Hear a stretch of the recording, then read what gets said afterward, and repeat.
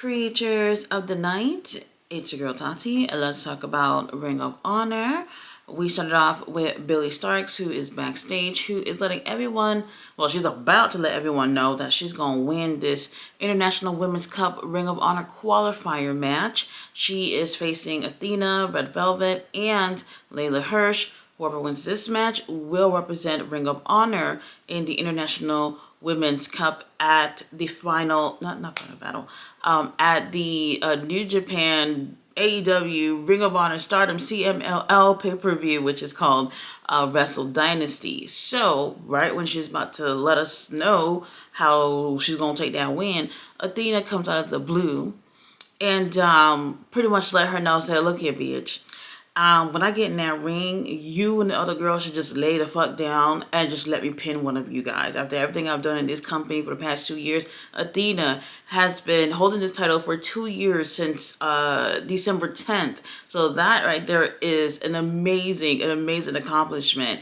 And really, I feel like she shouldn't even have to do anything to qualify to be in that match. However, this is wrestling. We still got to do things, so we end up having this match. Now, here we have the opening match, which is this match, which was very surprising to me. I thought this was going to be the main event, or maybe like a co-main event with the pure title match later on in the evening. So, I'm going to say this, y'all.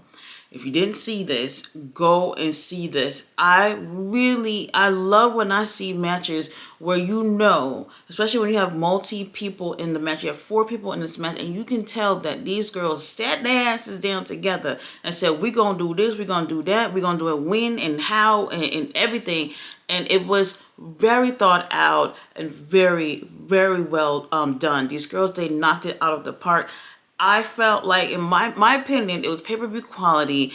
I would put it on a pay-per-view. Definitely would.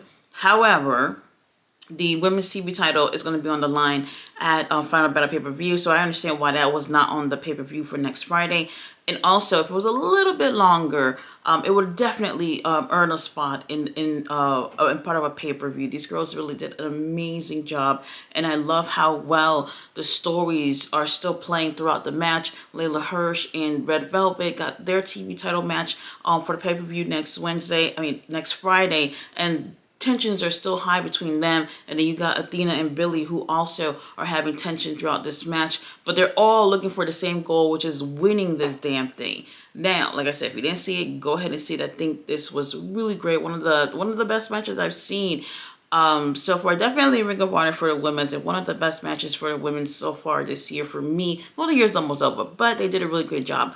How does it end? Well, Leyla Hirsch was about to pin Red Velvet, and Billie Starkz come out of the blue and gets our girl Leyla out the ring. She's distracted by making sure she stays out the ring so that she can go back to Red Velvet to pin her. However, Athena just came out of the blue, her damn self, and got on Red Velvet for the win. And Billie Starkz, who was just too focused on making sure that Leyla stayed out the ring. It's like, bitch, you should have made sure you threw her ass all the way by the stage if you didn't want her to get back in the ring so quickly.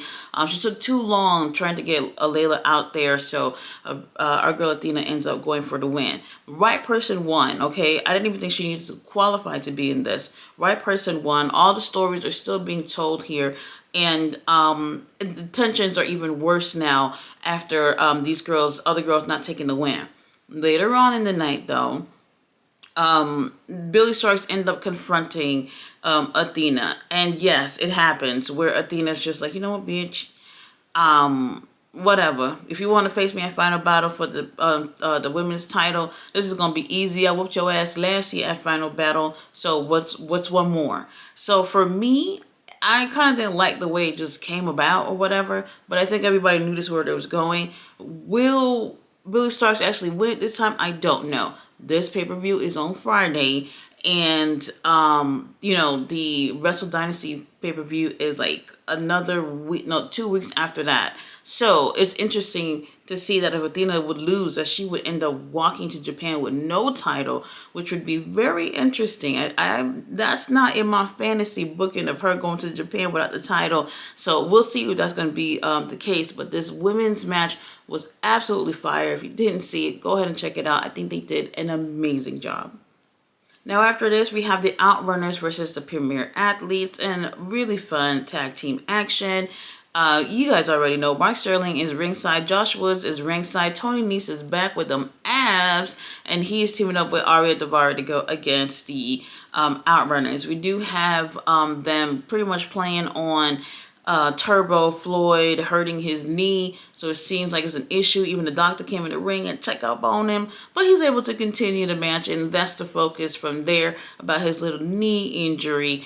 However, our boys, the Outrunners, they're tan, they're vascular, and they're young men, and they end up taking the win over the Premier Athletes. I'm cool with it. We're used to it at this point, but I like the Premier Athletes. These guys are really talented, and I don't mind them getting the win for once. Now, after this, we get Dustin Rhodes in a promo. He's sitting back there by himself in front of the camera, and he got on a cowboy hat. And I'm telling you, for a split second, like I heard his voice and I didn't look at the screen. Then I looked at the screen. I could have swore that was Dusty sitting there. He looked just like him with that hat on. He eerily looked just like his dad, and I was just like, holy shit. Like you could really see it in the face, and it's like you see the resemblance with them, with Dustin and Dusty, but this time I felt like I've never seen Dustin look so much like his dad. So it was really interesting. He was basically letting the Righteous know that, hey, y'all not coming to get these titles off of us. He said to Dutch, I don't care what type of interaction that you had with my dad. My dad took you under his wing. He taught you whatever it is that you know. However, that does not give you the right for you to feel like you can say whatever the fuck you want to say about the Rhodes family, bitch. So when it comes to the Fun and Better pay-per-view, he's going to teach him a lesson. Now, this is going to be one of those bull rope matches, and they said it's going to be a double bull rope match, so I guess we're going to have 2 bull ropes, so I guess that's going to be the case. This is one of the matches that I'm definitely looking forward to for this pay-per-view. The story has actually been really, really cool. After this, we have Madison Rayne versus Allysin Kay. While this was not bad, I'm familiar, but both of these ladies, Allysin Kay has actually been on Ring of Honor quite a bit. They've called her to come on the show quite a bit. Madison Rayne, she's with AEW. She's one of the women's trainers. So here and there, she's there. You know what I mean? But I don't think I've seen her in maybe all year, probably. And she came back and she was in the ring with Allison. Nobody knew who these 2 girls were. It was quiet as hell, and once in a while you hear a yay, a woo, and that's pretty much it. And for me, I was like, okay, I enjoyed this, but the silence was killing me. Madison Rayne ended up taking the win. I just don't know. If it was me, especially with the smaller crowd, this show, for the most part, was taped and at GalaxyCon that they did the Collision at. So that was at that little convention that they were doing over the weekend, and it was a much smaller crowd, so the silence was definitely a killer. It could have been much better. Now, after this, we do have Alex Reynolds and John Silver. They backstage, and they're wearing the Grizzled Young Veterans clothes, and Alex Reynolds looked just like James Drake. Oh my god. And I've said this before, but like when he had their clothes on, I was just like, James, that you? He looked just like him. Evil Uno saw them dressed up like them, and he was just like, what are y'all doing? Why y'all got their clothes on? And he seemed to be upset about it for some reason. I'm just like, well, they're just fucking around. They're just being stupid as usual. What's the problem? And then that's when Grizzly Young Veterans actually came over there to confront them. And Evil Uno looked like he don't want no problem, so he ended up snatching off the Grizzly Young Veterans clothes off of John Silver and Alex Reynolds and gave it to them. And then they're just like, well, what the fuck is your problem? We just having fun. I don't know what that was about, but is this teasing like issues within the group? Probably. Maybe Evil Uno just want people to take y'all seriously or something. If that's the case, most of us don't. Now, after this, we have singles action. We have Toa Liona versus Lee Johnson. Now, Toa Liona has lost weight. He has lost a lot of weight. They did say he was like 300 pounds. And I was like, not 300 no more. He definitely has lost quite a bit of weight, and he looks really, really great. He looks healthy, and I mean, I don't know where he's at in terms of weight, but congrats on the weight loss. He looks good. He's going against Lee Johnson, and to be honest, I was like, you know what? All hope is lost. Lee Johnson's going to end up taking the win. This was great. I don't ever remember seeing Toa Liona doing singles action before. I could be wrong, but he's mostly doing tag with Bishop Khan or six-man tag with Brian Cage. So it was really interesting to see him on his own, and he looked great. He and Lee Johnson, I think they had great chemistry, and him keeping up with the Samoan. How do I say it? He's keeping up with how Samoans typically act in the ring, and that kind of gives him a bit of a personality in the ring, unlike Lee Johnson. Lee Johnson, baby, let's get it together. I've been saying this for like 2 years now. You need a little personality in the ring. I don't know if you being part of the tag team with EJ is working, but we need a little something from Lee Johnson in the ring. Still a great match. Toa Liona actually took the win, which I was very surprised about. And after the match, Toa Liona is, I don't want to say celebrating, but he's obviously kind of happy about winning. And here comes Lee Johnson laid up on the ground, who grabs Toa Liona's ankle. And Toa Liona's like, bitch, get your hands off me. Why are you touching me? And then he's trying to get up on his feet. So then Toa Liona stands in front of him, and he uses Toa body to help him stand up. And then he hits Toa Liona in the face. And I'm just like, oh shit, what the fuck? And then Toa Liona's just like, oh, hell no. Now, they're about to get into some action. But then EJ and Duca comes out. And when EJ comes out, I was just like, oh my God, Bishop Khan, you're coming out too, right? Please, I just want to see all these sexy men in the ring. Bishop Khan doesn't come out, but EJ and Duca comes out, have a stare down with Toa Liona. They're not exactly the same height, but Toa Liona's big and he can hold his own with EJ. But instead of them getting into a scuffle, EJ just stands there, and Toa Liona just bump his shoulder onto EJ's and just walk right on by like, bitch, you don't intimidate me. And I loved that. And I loved how, even though he was on his own, which he usually isn't, I guess he's not fazed by these two guys. And I like that he wasn't showing any weakness in that moment. Toa Liona did a good job tonight. Up next, tag team action. We had the New Japan Strong Openweight tag titles on the line. Grizzled Young Veterans, who are the champions, versus MXM Collection. Really fun tag team match. Something about it, I was just like, Mansoor was showing up and showing out tonight in this match. I felt like something about him stood out a lot. I felt like he was trying some new things and standing out on his own. But you still get the typical things that you get with MXM Collection. And there was not 1 ounce of me that felt like they were going to win these titles from Grizzled Young Veterans. But I thought this was actually a pretty good tag team match. And I'm glad that Tony Khan has allowed for the New Japan Strong Openweight title to be on the line. I do wish that we would see something like that a little bit more often, where people from New Japan come on over to Ring of Honor or just AEW and put their titles on the line. I think it's a great thing. Like, that forbidden door don't have to be open just 1 day a year. We can keep that door slightly open throughout the year and have little things going on here and there. So I did appreciate that. The titles ain't go nowhere. Now after this, we do have this, man, I knew they was going to do it. Paul White is back there. Paul White is with Jay Lethal, and he's like, look, Jay Lethal was looking to get his hands on somebody at the pay-per-view, and I guess they were going to talk about like what they were going to do in terms of who his opponent was going to be. Now I'm sitting there, I'm just like, well, you know what? Let me think of who his opponent should be. Let me tell y'all who I think it should be. And before I can even think about it, QT Marshall walked his ass in the ring, into the room with Aaron Solo. And he's once again talking about that whole thing that happened with him and the TikTok family and all that stuff. Like, that was like 2 weeks ago, bro. We over it at this point.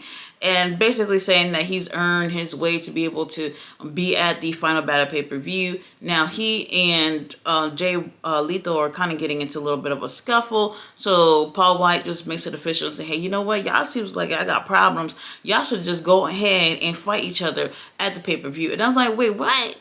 This is exactly what I told y'all not to do. I don't want to see Jay Lethal versus QT Marshall. And then he goes on to tell Paul White goes on to tell Jay that after you take care of QT, then you can come back to me about your future in Ring of Honor. And I'm just like, you know what? At this point, tell me what his future is in wrestling, because when was the last time I actually seen Jay Lethal do anything? Jay Lethal was in the Continental Classic last year. He didn't even win one match. We've hardly seen him do anything all year anyway. I don't know where we're going with things with Jay Lethal, but I have not been happy since he's been signed with AEW. But what they've done with him, they've practically done nothing. After this, they gave us a Ring of Honor throwback match with Shane Taylor versus Kenny King, which was actually a pretty good match. Shane Taylor did win that match. After that, they do end up showing a Shane Taylor Promotions vignette where they're showing all the members. And yes, they even showed Anthony Ogogo to be in this as well. He's still in the group. Some people have asked about this, so he's still in it. They showed him in that vignette. We did have a problem with this, though. The people back there at Ring of Honor AEW who got a press play, something was wrong. The audio did not match up with what was being said. So it was kind of fucked up. I hope that they were able to post this with the audio aligning with Shane Taylor speaking or whatnot. But on the actual show, it kind of fucked up, and yeah, it kind of ruined the vibe. But I thought it was a nice vignette. Now, after this, we do have the Sons of Texas versus Local Talent. Obviously, they end up taking the win. I'm sorry. Like, I try not to be biased, but I feel nothing with this team. Nothing at all. Something about it where it's just like, I get it, which I'm trying to do, Sons of Texas, because they're both from Texas or whatever. But something about it, I just feel like since they've been champion, I'm not getting anything. And then we also have Dustin, who is part of the six-man tag champions with the Von Erichsen. We've got zero from that. I don't know what the hell is going on. Tony Khan hasn't addressed this, and I don't think anything's going to be done about it at the pay-per-view, so I'm fucking over it. Son of Texas ends up taking this win, but the Righteous end up coming out there, and they're talking shit to them as well. Now, Dustin is not happy about this, and he grabs a chair to go attack them, but little old Sammy is holding Dustin's ass from getting his hands on the Righteous. Wow, very interesting. Now, for our last match of the night, we do have the pure title on the line, Lee Moriarty versus Matt Taven. What the hell? First of all, the match was great. But why is it that the pay-per-view is next Friday and y'all putting a title on the line, a Ring of Honor title on the line the week before? Something about that ruined the vibe for me going in. But the match was great. Matt Taven has definitely tried to prove himself as someone who could be part of the pure division. And I think he's definitely proved something these past few weeks. However, he came up short. Lee Moriarty is still the champion. What are we doing? What is happening here where it's just like we can't even get these titles on the fucking line at the pay-per-view? I don't even think we even have that many matches going on. If y'all can throw in QT Marshall in this damn pay-per-view, y'all can sure put a Ring of Honor title on the line. So I don't know why they could not wait another week for this to happen. Something about it just didn't sit right with me. But great efforts from Matt Taven. Now, we end off the show with a contract signing with Matt Cardona and the Nueve Chris Jericho. And y'all already know when it comes to contract signings and wrestling, it's never good. Somebody's going to be fighting. They do end up in a scuffle. Chris Jericho is making it difficult in terms of signing the contract after Matt Cardona signs a contract. So they're kind of getting into it or whatnot. And even Brian Keith come out there and pretty much lay a smackdown on Matt Cardona. Whatever. This is actually moving into tomorrow night for Rampage, where we do have Matt Cardona versus Brian Keith on Rampage tomorrow night, which is going to be an interesting matchup. So I'm okay with it. I'm cool with it. As long as Chris Jericho is nowhere near Rampage and I don't have to hear him on commentary, I'll take it. The show, not bad. I have to say, I don't even care for the pay-per-view next Friday. Even though I'm still going to cover it, I don't really care. Nothing about it excites me other than the tag match with the Righteous and the Sons of Texas. Other than that, nothing else is really going on. We're getting the same rematch with Athena and Billy Starks from last year's final battle. I went to that pay-per-view. It was pretty great. A lot of things, a lot of things are just not what I thought it would be. And the you know what? If they having trouble selling tickets, I can understand that too. I'm nothing. Chris Jericho is the champion over there. Matt Cardona. I mean, like that doesn't even scream Ring of Honor to me anyway. So, I'm still gonna watch. I'm still gonna cover it, whatever. But something about it, I'm the least excited for this pay per view in comparison to all the other pay per views that they've had before. And mind you, they've actually had time to make something happen with this pay per view. Unlike the first three Ring of Honor pay-per-views under Tony Khan, where there was no shows. There was no shows. There was putting matches together. Three pay-per-views where they were just throwing things together. The Briscoe brothers, they were doing promos in their fucking barn just to make things happen with FTR. And there was really no much of a build for those three pay-per-views, but those turned out to be excellent. And this one right here, I just don't feel nothing about this pay-per-view in comparison to all the other Ring of Honor pay-per-views.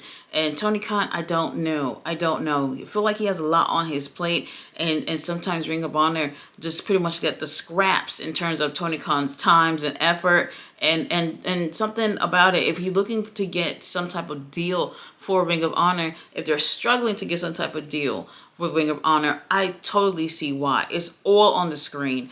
They got all the right people over there. I just don't think they're making good use of time and resources. And for me, I just don't know what's going to happen from here with Ring of Honor. But still, I'll cover it at least for the end of the year. Next year, we're going to see what's going to happen. Because Tony, there's a lot to be done with Ring of Honor. Guys, thanks so much for watching my review. I will be back tomorrow with a review on Rampage. See you guys then. Bye.